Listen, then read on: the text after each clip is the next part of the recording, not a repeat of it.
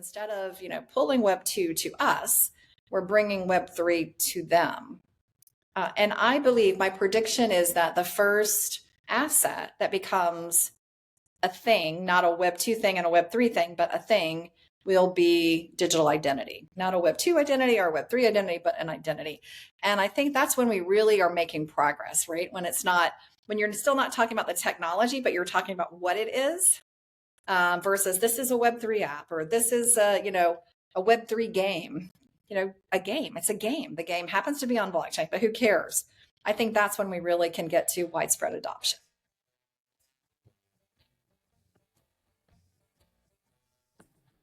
Welcome to the ATXDAO podcast, the hub for exploring the forefront of blockchain technology in Austin's Web3 community. We connect you with innovators within ATXDAO and beyond as we venture into the world of centralized technology. So crack open a beer and join us for a front row seat to learn about the innovations and trends shaping our digital future. This is the ATXDAO podcast. Welcome back to the ATXDAO podcast. I'm Megan Murray, and here with my co-host, Luke Martinez, both of us from ATXDAO. And we have a very special guest for you today, Sandy Carter, COO of Unstoppable Domains. Sandy, thanks so much for joining us. Thanks for having me, Megan. I'm really looking forward to the conversation. Me too. So I know Luke and I were talking a little bit before this, and both big fans. And Luke, you've got how many Unstoppable Domains? Gosh, I think I have somewhere in the ballpark of 30. They're spread across different wallets now, but I have all the variations of my own, like normal name that I use for all my handles. I have random ideas that I think maybe one day I want to have as a future brand for different things, all the different ones for podcasts. So big fan of Unstoppable Domains. So excited to have you. Thank you, Luke. Thanks for being a great customer. We really appreciate that. Yeah, well, I'm sure many people are familiar with Unstoppable Domains, but before we get into all the cool things that you've been doing and are going to continue to do there, I just thought maybe we could start just a little bit back further and just talk about who are you, where are you from? I mean, just Web3 aside, right? Just what's your journey been? I know you had a pretty impressive career before you even got into Web3. So I definitely want to hear about that. But also, just like, where are you from? Where was your family based? And what's your journey been up to this point? Sure. So I've been really all over. My dad was in the military. So I was born in Florida, and then we moved. I was really used to moving around, primarily in the South. So you'll hear a little bit of twang coming out sometimes. My mom says not enough, but a little bit will come out and sneak out every once in a while. And then, I always wanted to do something in medicine or tech. I started going to be a doctor, found out that I was very allergic to essentially smells in a hospital. So it's really hard for me to go in a hospital because I'll pass out about half the time. And Wow. So for a doctor, this is not a good thing. And so as I was talking to my advisor at Duke, he said, we could get you into medicine and technology. Why don't you do your senior thesis on testing drugs on a computer instead of animals? And that just touched my heart in so many different ways. And so that's actually how I entered computer science. I spent my junior and senior year in technology and learning computers. So it's quite interesting. I started out wanting to be a doctor, wanting to do that, and then using computers in healthcare. And then throughout my career, I've been like startup, and then I went to IBM, and then I was startup. I went to Amazon, and then now I'm at a startup. And so you can see it's kind of like big company startup, big company startup. All tech. I love tech, all emerging tech. So I went to IBM, and we were working on things like SOA, which became the basis for cloud. I went to Amazon, which is a cloud company, and then we started working on artificial intelligence. And in between, I had an AI startup that was really cool. And so typically my career was tech, emerging, trends, whatever was the latest, hottest thing, which is how I got into Web3. I was with Amazon for almost 5 years, or I guess 5 years. And then at the end, I was asked to go and explore blockchain and see how banks and hospitals and, supply chain was using blockchain. And it just fascinated me. And so I started looking at not just companies, these Web2 companies using it, but I started going down the rabbit hole with what I was looking at. So I started doing some projects, bought a crypto wallet, got rugged, bought some NFTs, got rugged. You know how you have to go through that, or hopefully you don't anymore, but you did when I started. And Same. so about that same time, I wrote an article about my point of view on blockchain, and the CEO of Unstoppable read it, said our values were similar. He flew up to Seattle, and the rest is history. I came over to Unstoppable about 2 years and 3 months ago, something like that. No, that's awesome. Yeah, and it's I think that we all kind of had to pay that. I think we call it crypto tuition, I where like when know. we're all brand new, like there's always something like sending something like I think mine was sending something to the wrong chain. Like I tried to send from an EVM chain um to another one, and it just went into the abyss. So I think we all had that story of when that happened. But really interesting, kind of hearing just a little bit how that evolution's happened and kind of the startup to big company as well. So very cool. So so just kind of getting into Unstoppable a little bit more. So you met your CEO. So tell me kind of more about Unstoppable. I think, obviously I'm familiar with it, but I think maybe we have some listeners that aren't as familiar with kind of what problems Unstoppable is solving, kind of what y'all are doing with it. Yeah. So, a couple of things. So, Unstoppable is a digital identity platform. And so, our mission is to get a digital identity into the hands of everybody around the globe. And what does that mean? That means ensuring that your identity, what makes you up, is now available on chain, which is, we believe, secure and protected for you in the future. So when I say digital identity, it means things like, first of all, connecting your wallet so that you can transact with like a Sandy.crypto or a Luke.nft or a Megan.x. We do 30 million transactions every week, resolving your name to a wallet address and vice versa. 30 million a week. Like that's pretty phenomenal. But your digital identity goes beyond that. You can also have inside your digital identity things that you love, like you collect NFTs, for example, digital trading cards like POG. You can have in there your tickets of your concerts, or you went to meet Gary Vee. You have that in there. So it kind of shows like all the attributes of your personality. And now it's starting to get even more, I would say, significant. California just announced that you can now have your car title as an NFT. So you can now store that inside your digital identity. Some retailers are now storing the source of stuff inside your digital identity. So this is a really cool example. So in Japan, the hottest thing to have is Burberry onesies. If you're not a mom or a kid lover, a onesie is like an outfit that's like a jumpsuit for a kid, right? And everybody in Japan wants to have a Burberry onesie. The largest secondary market for Burberry baby clothes is in Japan. But what's the number one problem? You want to know that onesie is the real Burberry item, right? Not fake. And so what they've started to use is they've started to tokenize kind of the cradle to grave of that outfit, showcasing that it started with a Burberry store somewhere to prove that it's actual, real, authentic Burberry. And so, where do you store that? Well, you can store that in your digital identity. You can store your education inside your digital identity, right? Your certificates and where you graduated from, your diploma. I think this is really cool because I read an article about LinkedIn, and it said 30% of people who post their university on LinkedIn never went to that school. Think about that. Well, Wow. 30%. that's Wow. shocking. Think about it though. Anybody can put anything on LinkedIn. There's no validation of it, right? And so it's quite fascinating. But if you have it on chain inside of a digital identity, then you validate, oh, my diploma came from Stanford or from, Duke or wherever it came from. So there's just so much value in having this digital identity platform, both today and then, of course, in the future as well. It Yeah, makes that's really cool, and it's actually funny that you mentioned about the diploma. I literally this morning loaded I just recently got a master's in blockchain.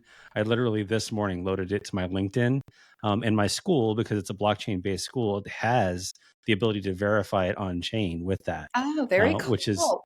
really cool. But it's so important, right? Because to your point, like I thought it was cool that it has that because I thought the exact same thing you just said, like how are people going to know that it's a real thing? Most people don't know that kind of degree even exists. So it's cool to be able to have that provenance with it. Yeah, you should The other tell me thing who that that school is because I would love to bring them over to get it inside this digital identity too. That's really cool, Luke. Yeah, absolutely. So it's University of Nicosia. So it's out of Cyprus. And so I didn't go to Cyprus to do it. It was something I did online, but You Cyprus should would have, have. I know, Cyprus would have been fun. I know I was so bummed. So my graduation was July 1st, and so I got to watch my classmates graduate on YouTube. But I'd hoped to go out. It just didn't work out timing wise.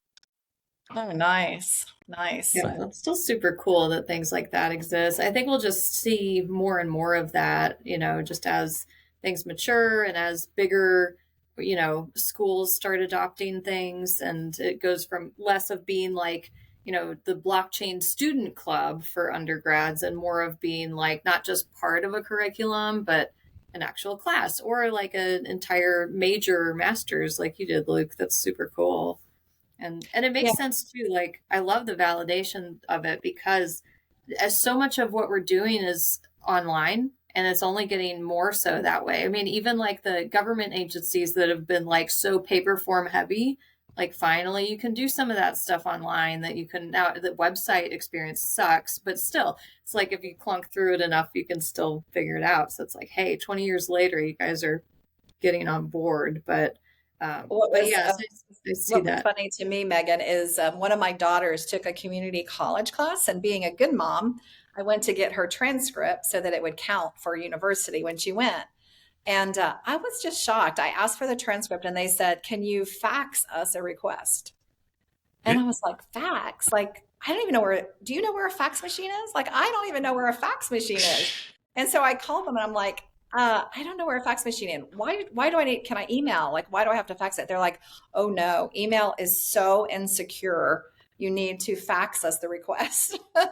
Wow. Wow. Thought that was crazy. Fax the request. Like I never had that before. But storage in your digital identity too. This morning, I had a friend of mine call me, and she's from Venezuela. Her mother passed away about a year ago, and she was looking for her birth certificate. So she had called down to Venezuela to the hospital, found out that the hospital had burned down. Her mother's no longer with us. So she was like, "How am I going to get my birth certificate?" Well, some countries now have your birth certificate as an NFT that can be stored inside of your digital identity. And we were just chatting about the power, like just that one use case is so powerful, being able to keep information about yourself inside of your digital identity. Yeah, and those are the things that you don't want to lose too, right? Like, Yeah. yeah, I mean, and they're all paper, right? So if it and things burn, they do. It's really sad that an entire hospital burned, but like, I mean, people's houses burn, people lose things too over time, and gosh, I mean, it's so much of that stuff. I know I've just like digitized a lot of that stuff over time myself, right? Just so I know where to have like a copy of my driver's license in case I need it, or my marriage certificate, which I've actually had to use more times than I thought I'd ever have to use. So, um, Interesting. yeah, to refinance the house and some weird things. So I don't know. Hmm. It's all life, but well, that's super cool. So I love all of this, and so what are the things that you're working on Unstoppable now, or what's keeping your team busy? What's like really on your roadmap for 2024? Yeah, I would say a couple of things. One is, we really believe that Web3 should get widespread adoption. And so many companies have been trying to, really get Web2 to come over, come over, come over. And they're trying it with messaging and new products. And it just hasn't been working, right? We don't have that widespread adoption yet. So, one of the things that we're trying is now we are tokenizing a digital identity for a company and seeing if that helps. So, for example, if you have sandy.com, I can now take sandy.com and place that on the blockchain. And so now that sandy.com not only has the powers of a DNS domain, but it also now has the powers of Web3. I can now, transact with it. I can use it for my profile. And so I think this is really powerful because instead of, pulling Web2 to us, we're bringing Web3 to them. And I believe my prediction is that the first asset that becomes a thing, not a Web 2 thing and a Web 3 thing, but a thing, will be digital identity. Because I believe that today a company's identity is usually their .com, and then a person's identity is typically paper or Web3 ID. And I think in the future, given we're bringing Web3 to Web2 and Web2 to Web3, it will become a digital identity, not a Web2 identity or a Web3 identity, but an identity. And I think that's when we really are making progress, right? When it's not, when you're still not talking about the technology, but you're talking about what it is, versus this is a Web3 app, or this is a, a Web3 game. A game. It's a game. The game happens to be on blockchain, but who cares? I think that's when we really can get to widespread adoption. That's really cool. So can you talk a little bit more about how that works? I think I read a little bit about it, but so meaning that, like, let's say it was like I had Luke.com and I could then use it the same way as I could use like Luke152.x, like that type of thing, or are there other like ways that So I'm able to use what you that? do is you would take Luke.com, and right now you have to buy it from Unstoppable. Here in the next maybe 4 weeks, you could transfer it in. But right now, let's say you bought it off of Unstoppable. What we would do is we would create a Luke.com on chain. Okay. Luke.com and DNS and Luke.com on the chain would never be out of sync. So we always keep them in sync. So therefore, if you use Luke.com to do a crypto transaction, you could do that, or to be your game leaderboard tag. But you still then would be able to do Luke.com as a website, right? Because it's DNS, so it's recognizable. And so now Luke.com has all the powers of Web3 on chain and Web2 DNS. So it's really like everything all in one basket. Yeah, no, And then that's we'll awesome. do the same thing to the Web3 side. So for example, we have .pudgy for Pudgy Penguins. We're going to take .pudgy to ICANN, which is where you get your DNS creds. We'll take them to ICANN, which they open up every 10 years. So 2026 is the next time they open up. And we'll get all the Web3 folks who have a .pudgy will then get a matching .pudgy in the Web2 land. So then that will be, again, a .pudgy would then have the power of Web2 to do a DNS search or tagability or website, but also still all the superpowers of Web3. That's awesome. It's really, I think, a momentous occasion where now you're going to have an asset that has attributes of both, not separate, not competing, but of both. Yeah, I like that a lot too, because I think it also helps you know, like, is it authentic, right? So if I know that I'm always for years have been interacting with, Luke.com, and I know that that's the company that I'm working with, if I'm going to transact with something, or maybe I'm getting something, minting an NFT or something from that wallet, that provenance can kind of show me that, hey, this is the same company that owns the website that I always use, and just kind of really simplifies that branding. So I think that's great. Yeah. And, also, if you recently watched, there was a hack that was done with Squarespace. Squarespace took over ownership for domains from Google. And that hack occurred because there was no really validation of that .com, of the .coms that were existing there in Squarespace.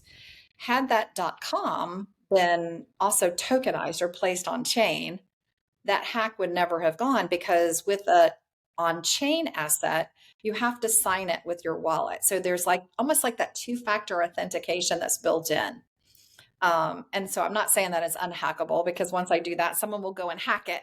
But it provides a lot more security too, and protection for the .com as well. Yeah, I think the great. digital identity piece is so cool, because if you think about like how many just traditional logins we have, just username and passwords for, like, I probably literally, no joke, have hundreds for all the different like sites I've shopped in, or just things literally hundreds. But imagine if it's like, well, instead of having to rely on that password being stored in, Google Password Manager or LifeLock or something like that, or like what is the password one? Not LifeLock, LastPass. Anyway, it's some sort of password manager system. One pass. One password's One pass is one a lot of corporations use. Yeah. Right. Yeah.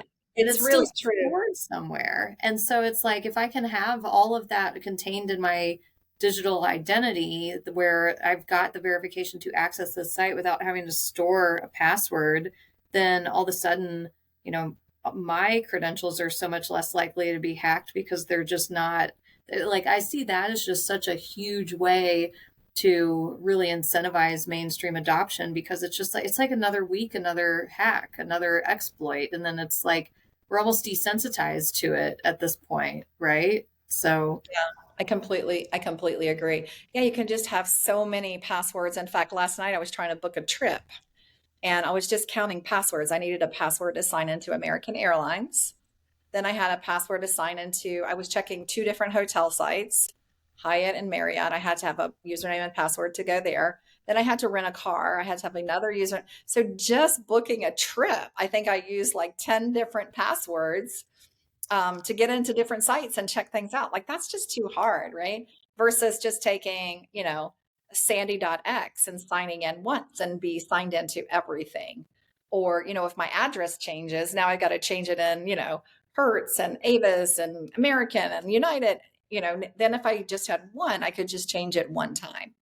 So there is a lot of power in that approach for sure. Yeah, absolutely. I think just like TL's point, like having that one identity is great, because I think even if you think about different systems we use, or like let's say even social media, like if you're not fast enough for any new social media that comes out, you might not get the right handle that you're trying to get. Like, so my Telegram handle is not the same as all my other ones because I Mhm. was a later adopter to Telegram. Someone else grabbed the one that I normally have. So it's just kind of nice to be able to know that that identity can follow you around with whatever you want to use. So I think it's great. Yeah, that's true. And you went at different stages in life too, right? You do different names for different stages. So I went through a period where I only wanted to be called Sandra. So I've got some handles that are Sandra, which now I don't want. And then I've got Sandy. And then when I became a founder, I was like so proud of being a founder. So on Instagram, I'm Sandy Founder. No, Sandy Carter Founder, right? So founders there. So when I use that, people are like, "Oh, are you a founder now?" Oh, well, yeah, I had to explain it. So it is true because you also go through life phases too, right? But then look Yeah. at your email. Your email. How long has it been since you changed your email? Gosh, like decades. Years, right? Yeah. Yeah. And still that's my what we maiden name. So this is Yeah. what we expect. This is what we expect a digital identity in the future to be, right? You get your digital identity and then it's just with you for your life. You're not going to change it. And you can have like different personas of that identity, right? Like I could have Sandy, a professional version of Sandy. I could have you know, a, a personal version of Sandy. And so I could also have variations, like a different avatar for different types of events. So it doesn't lock you into just being like a single entity. You can still have like sub entities of who you are as well, just like you do in real life, right? I mean, you Totally. have a professional, you have a personal. In fact, I ran into here last night. I went to have dinner with some folks and I was wearing like a sundress and everything. And they're like, wow, we've never seen you without like your business attire.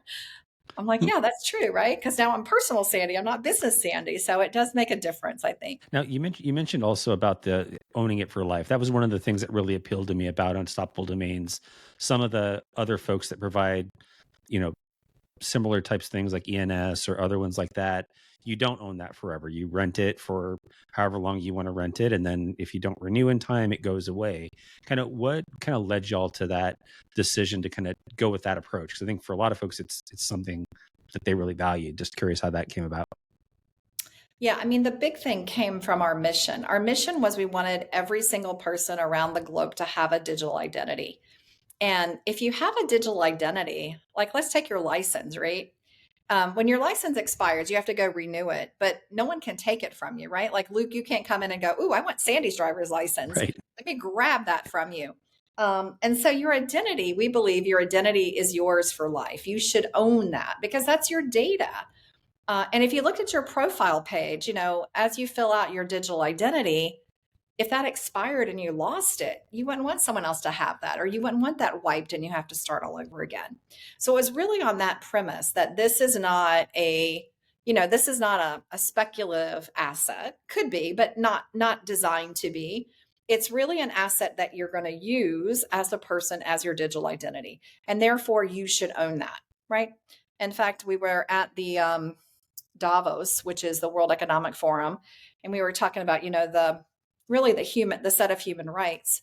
And we had proposed that maybe one of those should be that you own your digital identity, because today we really don't, right? Facebook sells, or Meta, I guess now, sells our data. Google sells our data. And so really a part of you is being sold, your preferences and all that. I think in the future, you should be the one who owns that. And then you should be the one who decides, I want to share this information, or I don't, or I want to get a discount for giving you information about myself versus someone just deciding for you, I'm going to sell that piece of information. I think it's just really important. It really came home to me when a friend of mine, his son was diagnosed with a very serious illness. When they found out, he came home and he immediately did what any parent would do. He Googled, what is this? What can I do for my son? And he said within an hour, he hadn't even called his parents or told anybody. Within an hour, he was being served up ads for insurance, for medicines for this illness. And he was just so angry. He was like, I haven't even told anybody. And now Google has told everybody that someone in my family has this. And he just felt violated. And it was really the first time that was really phrased to me that way. Um, I've had Google, I've been talking in the car before about a cowboy hat, and then, come home and have Amazon try to sell me a cowboy hat. But that doesn't really, that's kind of funny. I don't like it.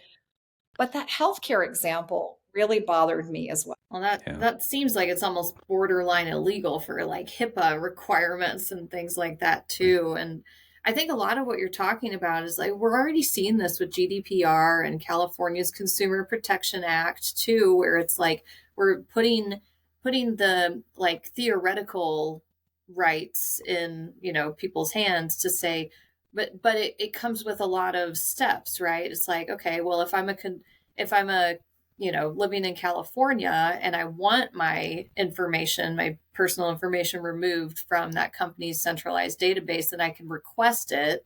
But then it's like, there's all these questions, like, how do you know it happened? How do you know it wasn't like also living somewhere else too? So it's like, I think that the GDPR especially is one where I feel like the intent of that going into place at all, just to protect consumers from being exploited by bad actors, almost feels like that was actually much earlier than, like, usually we see regulation like that much later along, like once technology's already there. So it feels to me like that was kind of put out there before there was really a good solution to that. So I'm curious, Yes, what have you seen in that space? I was just in Brussels at ECC, and it was really fascinating because one of my favorite stores had one of their sales, and I was like, oh man, I'm in Brussels, but I've got to get this discount, right?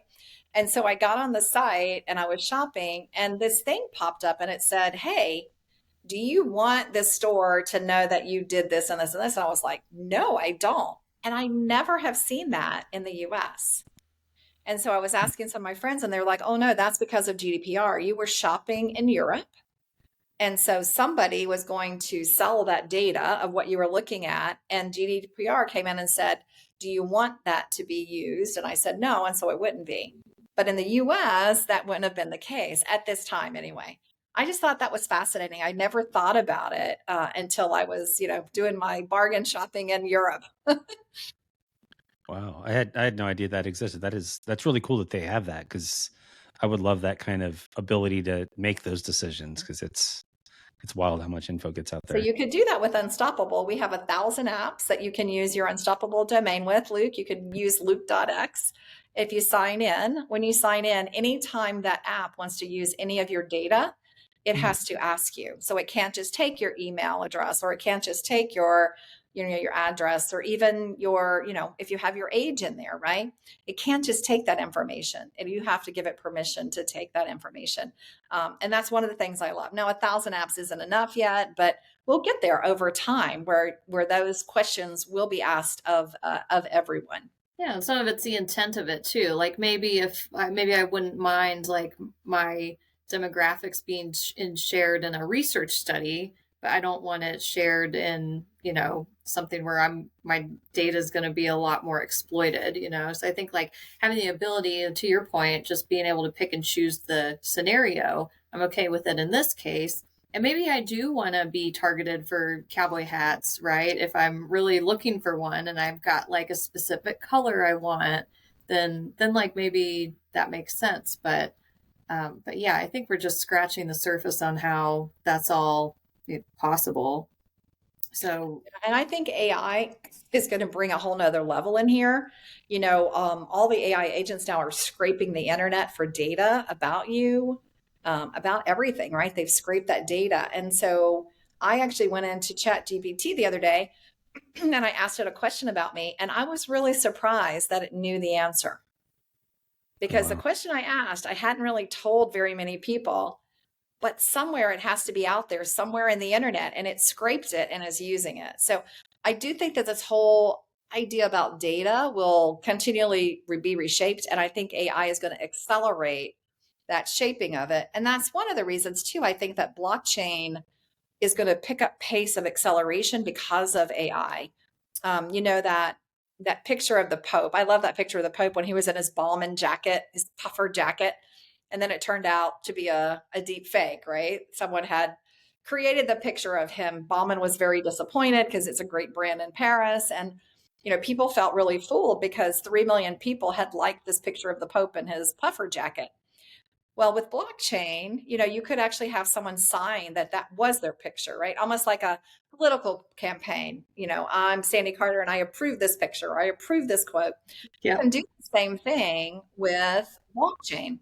And a funny story, about a week before the puffer jacket on the Pope got revealed, I had gone to an event in Los Angeles. Los Angeles is supposed to be warm, and it was a black tie event, but for whatever reason, it was cold. The only jacket I had, I always pack a puffer because, it squishes up. I packed a puffer. I had to wear it. It was too cold. So I had this beautiful gown on, and I had my puffer, and they took a picture of me on the red carpet in the puffer with my jacket, and they posted it. And so this was a week before the Pope. So after the Pope came out, it was a deep fake. People went back to my picture and they said, that picture is a fake, Sandy. That isn't really you. You didn't really wear that puffer. So I thought, isn't this fascinating, right? Like, not only now, now it creates confusion. Like, okay, so if that picture was fake, therefore this picture is fake. So now you don't know, like, what is really real. And this is where I really do believe that blockchain is going to have a big role to play in helping to validate what is real and what is not real. Yeah. Yeah. No, I think that's totally. And I think one of the things that will help with it is being able to know, okay, not just this address that I can find signed it, but you can also know that, okay, this is Gary V's wallet that signed it or whoever it was, because you can tell who that is. I think it's going to be huge, especially with, all the stuff going on with AI. I think it's going to be big. Me too. I absolutely do. And I think these technologies are all converging now. You see, with the Apple Vision Pro, all the spatial computing, where they're creating digital twins of what you're seeing, which is all AI driven. So now you're seeing spatial and AI, and a lot of the data stored on chain. So you're seeing all of these technologies starting to collide, which is why I think so many people are just feeling like they can't catch up. Yesterday, I was talking to a friend of mine. He went to a mountain, I don't know, like a mountain cabin or something for 6 months to finish up his book. And he said he hardly looked at the internet because he was solely focused on his book. And he came out and he said, after 6 months, Sandy, I was just locked up really for 6 months. I came out and the entire world had changed. And I paused on that. I was like, wow, really? After 6 months? And he said, yeah, like, look at Bitcoin in the last 6 months. Look at what's happened with blockchain. Look in the last 6 months, how much further AI is. And so I just thought, that's why people are feeling like they just can't keep up because things are traveling so fast. In fact, one of my favorite books that I read to my daughters was Alice in Wonderland. And, Alice in the book says, I'm running twice as fast just to stay in place. And I think today people feel like they're running maybe 5 times as fast. Maybe they're not even staying in place. Maybe they're going backwards because there's just too much out there right now to really keep up with everything. And how do you think that'll continue? Do you think it'll snowball? I mean, where do you see that trend really going? Because you're absolutely right. I believe that it's going to take a leader. Let's just talk about a company first, and then we'll talk about personally. I think in companies we need leaders who are going to have to start looking more at change management, being more empathetic, and understanding technology more, regardless of where they work today. For example, when I was in Asia, I saw this mood jacket, and this mood jacket had IoT sensors in it, and it sensed your mood. I don't know. Did you ever have like a mood ring? Oh yeah, Okay, so definitely. this is mood jacket. And That's so so cool. the factory was putting these mood jackets on people so they could sense, are they too hot? Let's turn on the AC, or we give people a break every 2 hours, but they're tired today after an hour and a half. So let's give them a break now. So the motivation of using it was really good. But all the data, was fed into a computer, was analyzed by AI, it was stored on chain, so it was private. But imagine if you're a factory worker, how do you feel about that? And they didn't really train the managers in talking to the employees and helping them understand the technology. Many of the managers didn't even understand the technology. And so if you're going to have changes like that, where you've got AI, IoT, and blockchain all coming together, leaders have to pause, understand the technology, understand change management, how to talk to employees about it, and really be empathetic, right? Like, I understand that you're afraid that that material is going to be used differently, in a sense that you're not keeping up, or to be used in a wrong way, be able to deal with that. So I believe that all this information and this movement so fast is going to require a new breed of leader that has different qualifications at the top of the stack versus what we see today. And then personally, how to keep up? I think that we're going to start to see more ways to have summaries, have synopsis, and we're going to have to figure out which of those we're going to believe. So, for example, one company, they trained, because they were getting so many applications, they trained AI to sort through the applications. And as they were training it, they were hiring for engineering roles. There were very few women. And so the learning model was like, oh, okay, there aren't that many women, so women can't be engineers. So any women's application that comes in, we're going to reject it. And so it actually came with this bias versus, having a broader set of thought, like, oh my gosh, we need more women, so let's bring more women in. It actually did the opposite. So I do think that in the personal side, we're going to have to start figuring out, there's going to have to be some sort of certification, right? I know that this AI agent was trained in this particular way. I'll give you another example. There was a startup. It's actually based in Austin, and it came up with this great tool, and it tested for liver disease. It could actually use your blood and determine if you had liver cancer or like 4 or 5 other liver diseases. 77% accurate. This was going to save people's lives. It was really great. But they found out that the data that they trained on was more male based. So it was 77% right for men. It was only 22% right for women, Wow. and 2% right if you were a person of color. And Wow. so, of course, you don't just throw the app out. Maybe what you do is you have a warning on it, like we have on cigarettes today. Warning: this AI agent has been trained with male data, of Caucasian male data. So use there, but don't use with women and don't use with people of color, because you're going to get the wrong answer. Today, we don't have anything like that. I think we're going to need something like that, so we understand how these learning models have been trained so that we use them correctly. Well, and that brings up a lot of really good ideas too. Like I think a lot of people, like we get so excited about tech because we're in it and we see the possibilities, but most people, they just want to do the thing. They don't care about what LLM it's based on or what chain it's minted on. Like they just want to do the thing, whatever it is. And so I think, like, to go back to what you're saying, I think that that's absolutely essential in leadership, is being able to communicate not how does this work from a technical execution perspective, but what's it fulfilling? What is the action it's creating? And why is that meaningful? So, like the factory workers, well, this helps us know when you need a break. That's it. Like they don't need to know about like the types of sensors and things like that. But so I think it's just that communication. And now we've all kind of been conditioned and trained to just like want everything so quickly that that succinctness is equally important too. Mhm. So I Yeah. love that. I know you've also done a lot of other things kind of outside of like you've done a ton of different things to really encourage women into the space. And so I'd love for you to talk a little bit more about that and what you think that all of us can be doing to really just promote that too. Yeah. So when I came into Web3, so I had started this Women of Cloud initiative. And we had 35% women at in the cloud, which I thought was way too low. Oh my gosh, 35% women. Then I came into Web3 and I was like, oh my gosh, we were so lucky in the cloud.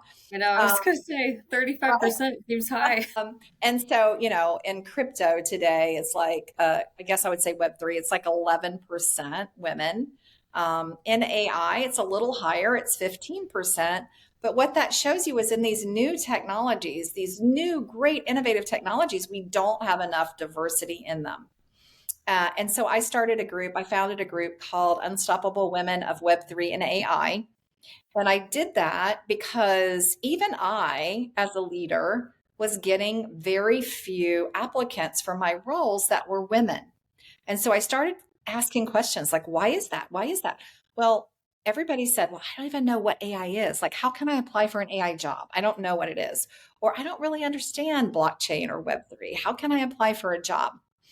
Because Luke, you may or may not know this, but from Google, a man will apply for a job. If there are 10 requirements, he'll apply if he has four of them, and he'll expect Mm, to get the job. But women will only apply if they have 10 of 10.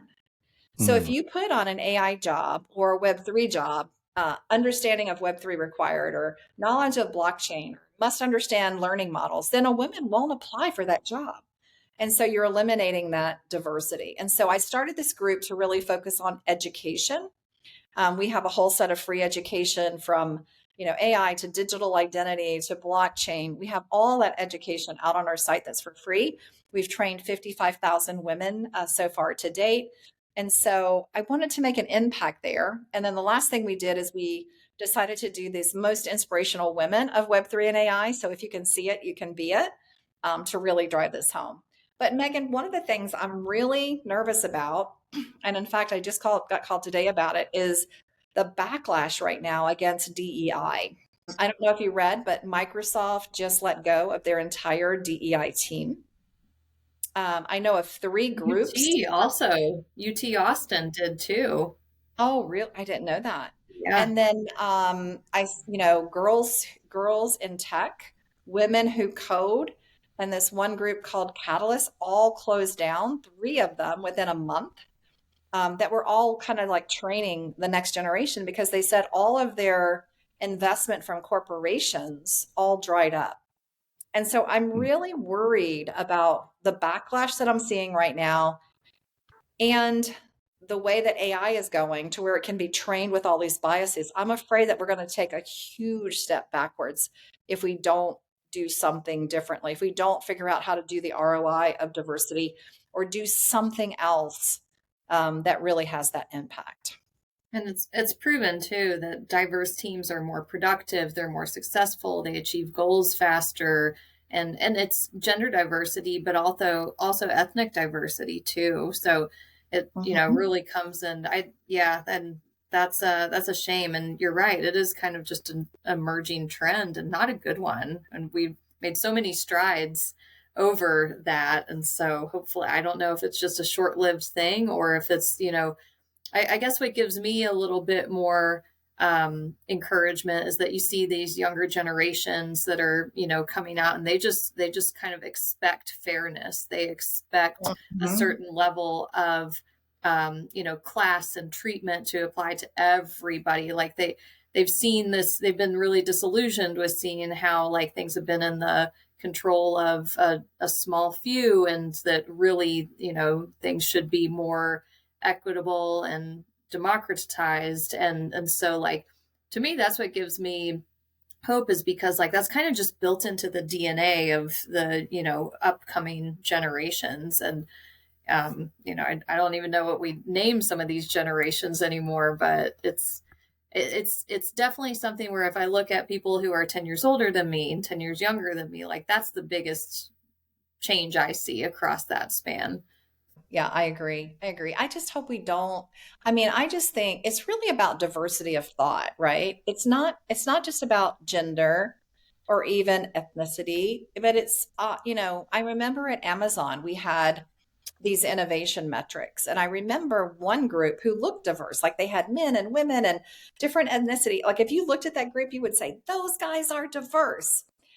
But it turned out they had all graduated from the same undergraduate school. And so they were trained the same way, the same frameworks, the same thought process. And so their innovation was stopped, not because they didn't have good gender diversity or ethnicity diversity, but because they didn't have good overall thought diversity, diversity of thought. And that's where I think we should really be focused. It's not just like looking at people, but it's thinking about things in different ways with different approaches. That sort of thing to me is really important.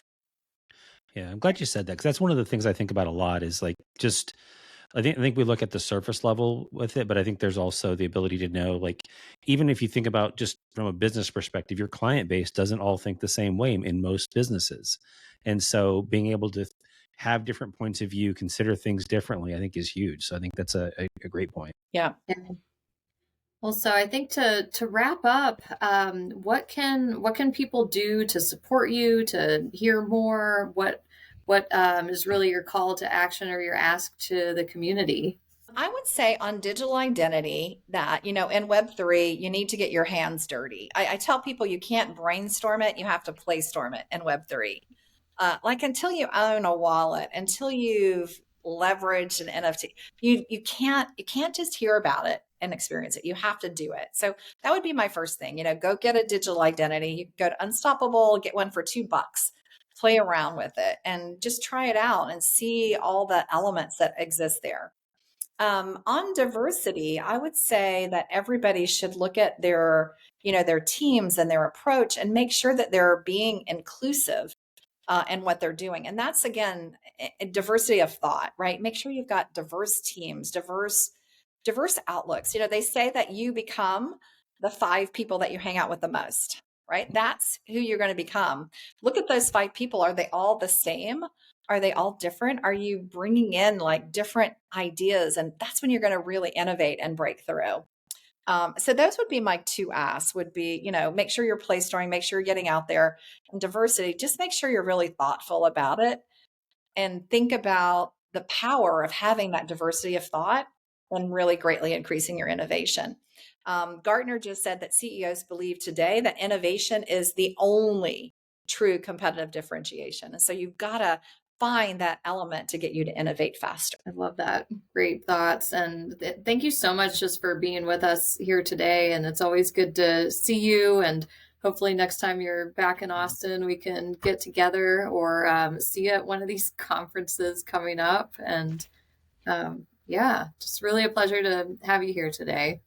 Yeah, it's my pleasure. Thank you guys so much. Luke and Megan, you guys were great hosts and hostesses. I really appreciate it. Fun time. And for all the listeners, if you want to reach out, you can get me on any Telegram, Twitter, Signal, WhatsApp. I mean, you name it, I'm out there. So just reach out to me if you have any questions at all. Thanks so much, Sandy. Really appreciate it. Thanks, guys. Bye-bye.